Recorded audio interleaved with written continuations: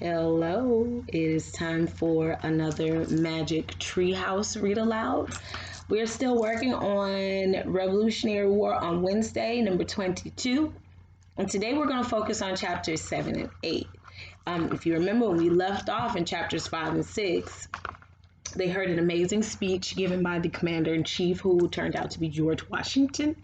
And they also managed to somehow make their way onto a boat that was being directed out somewhere else. And they end up getting caught.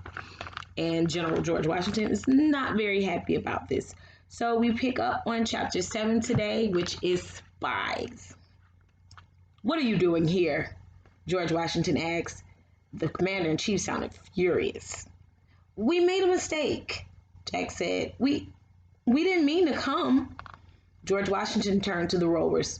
"Who let these children sneak aboard?" he asked in a stern voice. The men looked at Jack and Annie with surprise. "It's not their fault," Annie said quickly. "They were working too hard to notice us." Just then the boat banged against the ice. The ice cracked. The boat moved on, then bumped against the shore. Two soldiers jumped out and pulled the boat up on the shore. George Washington looked at Jack and Annie. "This boat is returning to get more men. When it does, you two will get out and stay on the other shore." "Yes, sir," said Jack. He felt very embarrassed.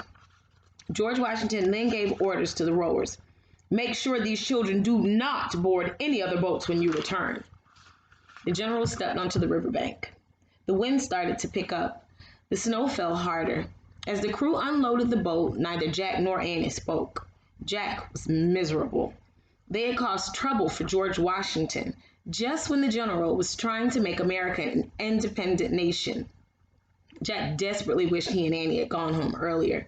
They watched more and more boats land on the riverbank. As the soldiers unloaded their weapons and horses, a freezing rain began.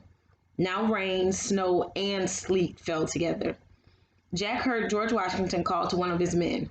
"The storm is getting worse, Major," the general said. "Yes, sir," the major said. "I think we're in for a blizzard," said Washington. "Yes, sir. Our mission may be hopeless, sir," said the major. "Should we call it off?" "No, you shouldn't," Jack whispered. "You're going to win." "Should we turn back, sir?" the major said. No, said Annie. She stood up. The boat rocked. "Don't turn back, George Washington, sir. You have to march on, sir. You have to attack the Hessians, sir." "Shh!" Jack tried to pull Annie back down. "We're not supposed to know about their secret mission." "How does she know about our plans, Major?" George Washington asked. "Listen to us, sir. You're going to win." Annie pulled away from Jack and jumped out of the boat. "Annie!" Jack leaped onto the riverbank. He scrambled after Annie up the steep, icy slope. "You have to lead your men, General Washington, sir. The Hessians will be surprised. They think no army will be marching on a night like this." "How do you know all this?" the major shouted above the storm. "How do you know what the Hessians are doing and thinking?" I... For once, Annie seemed at a loss for words. "She just guessed," said Jack. Just then, the bearded soldier who had yelled at Jack earlier stepped forward.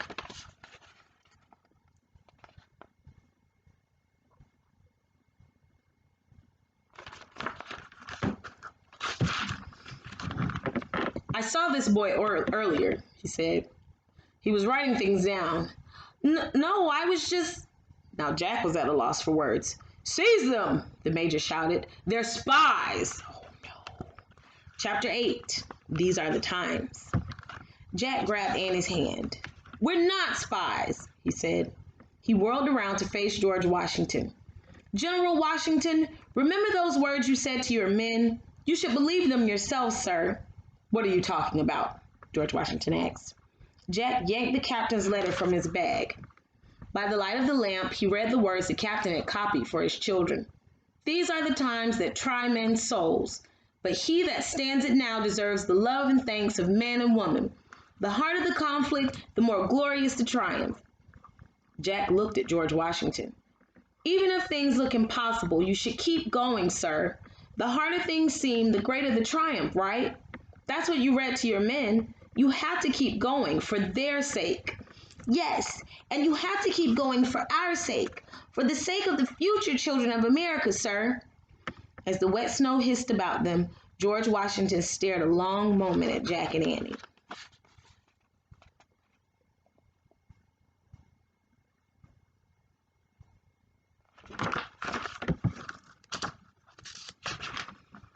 Finally, he put a hand on each of their shoulders. I do not know who you are. I do not know how you know what you know, but I believe you. For your sake and for the future children of America, we will march on. Yay! Cried Annie. Yay, said Jack softly.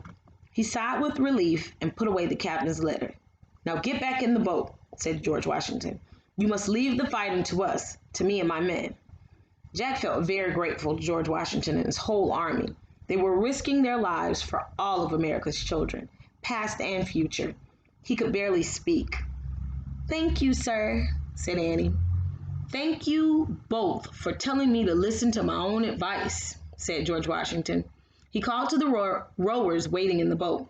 Take good care of these two. George Washington climbed onto his horse. He looked down at Jack and Annie.